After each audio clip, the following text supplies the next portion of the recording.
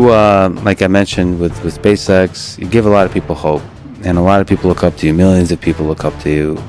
If we think about young people in high school, maybe in college, what advice would you give to them about if they want to try to do something big in this world, they want to really have a big positive impact? What advice would you give them about their career, maybe about life in general?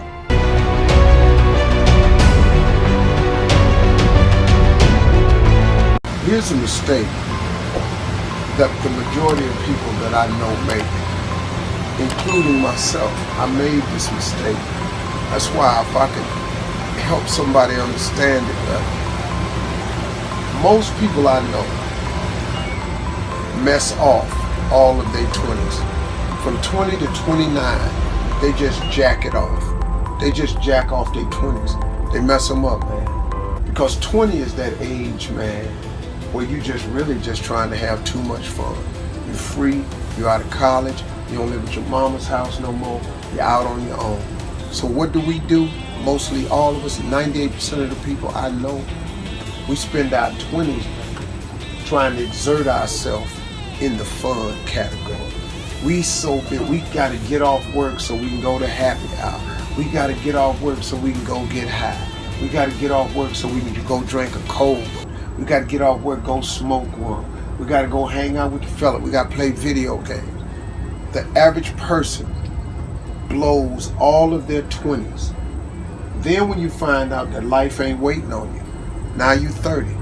Now guess what happens to mostly all of us, including myself?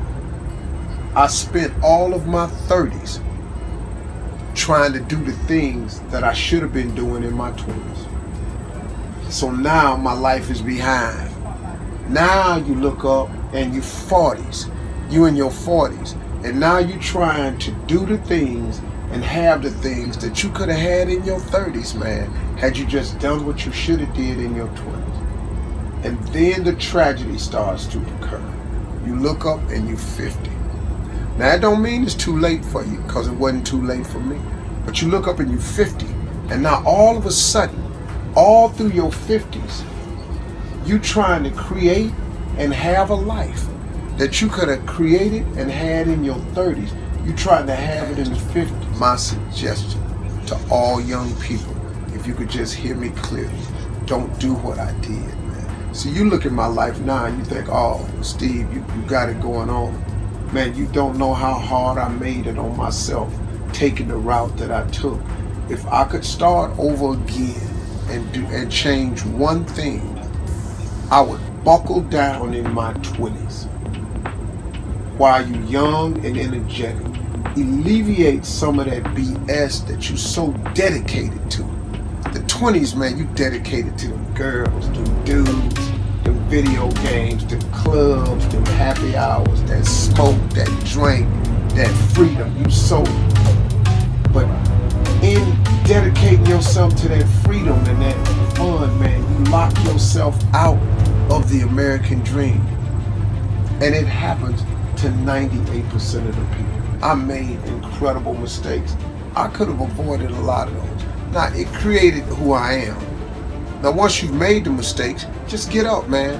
Don't wallow in them, because you can recover from all mistakes. Both my parents were alcoholics, so it's not like I'm against drinking. It's just the way they behaved at that point was kind of abusive, and kind of was very abusive, and so I didn't want to be part of that. But we all want to be able to change the way we feel. That's what I spend my life showing people how to do. And what most people don't know is emotion is created by motion. The way you move determines the way you feel. You have 80 different muscles in your face, 80. For most people, this is the largest area of unemployment in the country. They use the face the same way, they feel the same emotions over and over and over again. So what I was saying is, I have this deal with myself called priming. Every day, I say, look, you gotta have 10 minutes for yourself. You don't have 10 minutes for yourself, you don't have a life.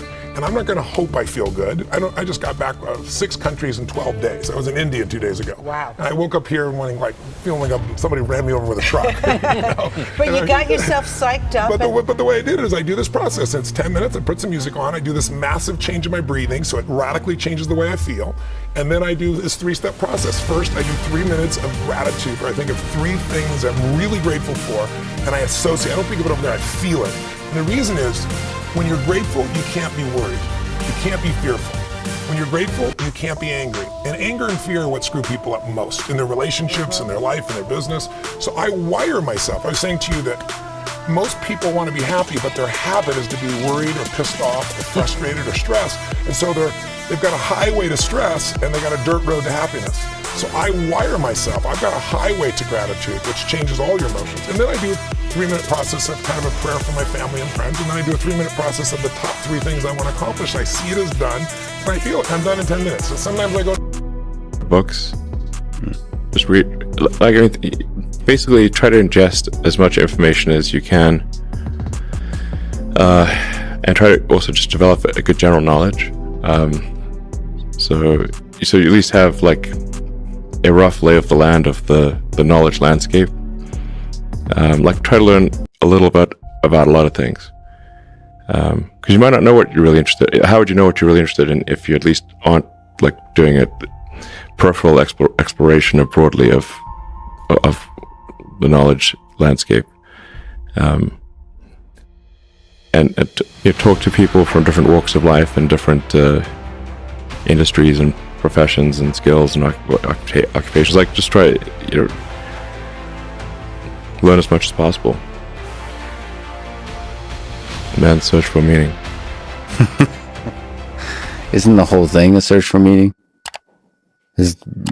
Yeah, what's the meaning of life and all, But just generally, like I said, I would encourage people to read broadly in many different subject areas, and then try to find something where there's an overlap of your talents and what you're interested in. So people may be good at something, or they may have skill at a particular thing, but they don't like doing it. Mm-hmm. So you want to try to find a thing where that's a good combination of the things that you're inherently good at, but you also like doing. And reading is.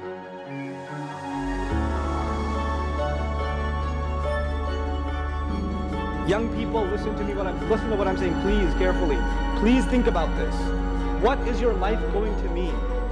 If your life is just one video game to the next, if your life is just one episode to the next of a show, what are you pursuing? Who cares if you got trophies on that video game, or you got 100% synchronization in Assassin's Creed? Who cares? Who cares? What is that in account? What does that change for the world? Who cares how many push-ups you can do? Who cares? You have to think more than that. You have to think higher than that. And when you start doing that, I will tell you one thing Allah will give you. Allah will give you happiness. When you really have pursuit, then your life means something. And when your life means something, it makes you happy. When you don't have pursuit, then you never find meaning in your life. And that's why you're never happy. Doesn't matter how much music you listen to, or how much hanging out you do, or how much partying you do, you're just never happy. You're never satisfied. You're always bored. You're always just, not happy with yourself, etc. It is this pursuit that you have to internalize. You young people have to be people of incredible, incredible, incredible pursuit. Allah says, وَأَنَّ سَعْيَهُ سَوْفَ يُرَى. I love this ayah. And I'm ending with this ayah. And that his effort, his pursuit will soon be seen.